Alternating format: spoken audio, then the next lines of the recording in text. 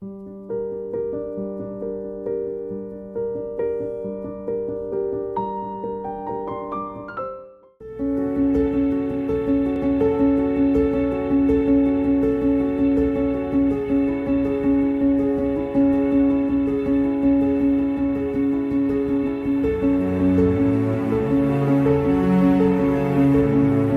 a poco te acomodas en esa caída y analizas todo.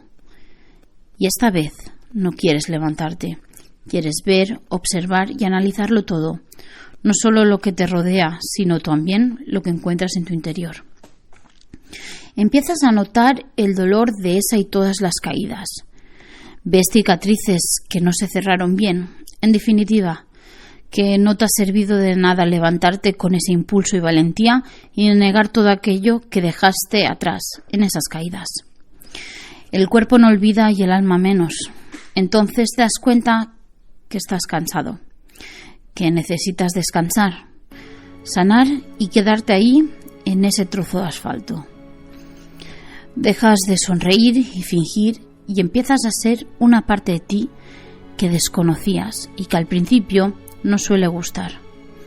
Ahí tienes que decidir si te levantas una vez más o te dejas llevar y rendirte.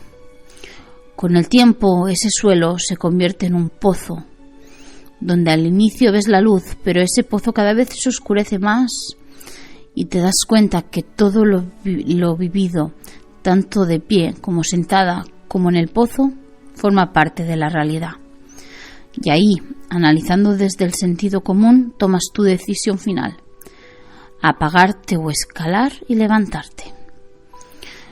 Yo a veces opto por apagarme y oscurecerme junto al entorno en el que poco a poco me estoy acomodando cada día más.